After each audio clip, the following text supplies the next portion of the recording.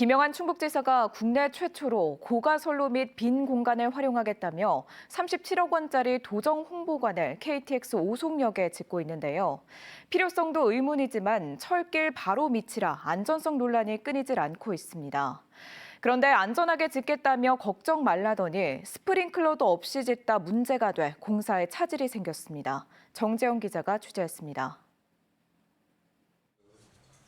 KTX 오송역에 있는 고가선로 및 빈 공간을 활용하겠다며 유럽 순방까지 다녀온 김영한 지사. 기존 선로 기둥들 사이에 철골 구조물을 세우고 그 위에 조립식 건물을 올려 도정 홍보관 겸 회의실로 쓰겠다는 구상을 발표했습니다.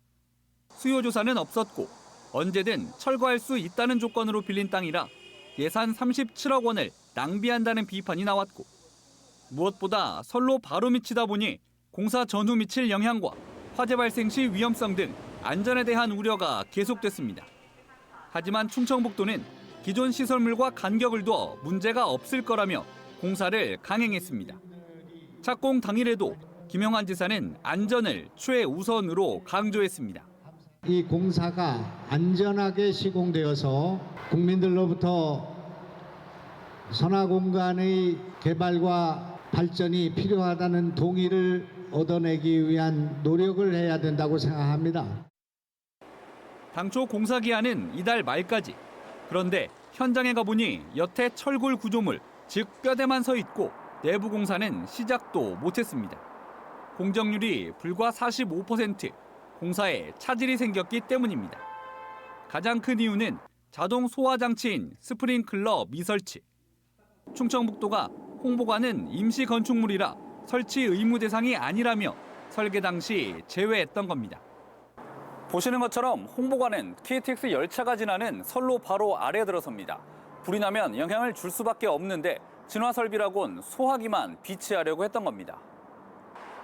이 사실을 안 국가철도공단은 법상 의무가 아니어도 반드시 설치하라고 제동을 걸었습니다. 교량 바로 밑에다가 짓다 보니까 화재가 일어났을 시 저희 교량에 이제 문제도 생길 수 있고 인명 피해도 좀 발생할 수 있을 것 같아가지고 그거를 반영하지 않으면 저희 이 행위 수리를 해주지 않겠다.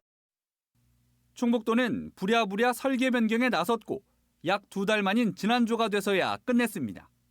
스프링클러와 수도관 대신 뿌릴 물 공급을 위한 22톤 규모의 저수조가 추가되면서 2억 8천만 원의 공사비가 더 필요해졌습니다. 아무래도 상수도 인입하는 것까지는 너무 시간이 오래 걸리고 또 철도공단하고 협의돼야 되고 인허가 사항에 대해서 소요가 많이기 때문에 저희들이 일단 고가수조 방식으로 좀 택할 예정입니다. 도의회 예산 심사를 거쳐 나머지 공사까지 마치려면 5월 말은 돼야 준공이 가능할 전망입니다. 총 비용도 40억 원으로 늘어 예산 낭비 논란이 더 커질 것으로 보입니다. MBC 뉴스 정재영입니다.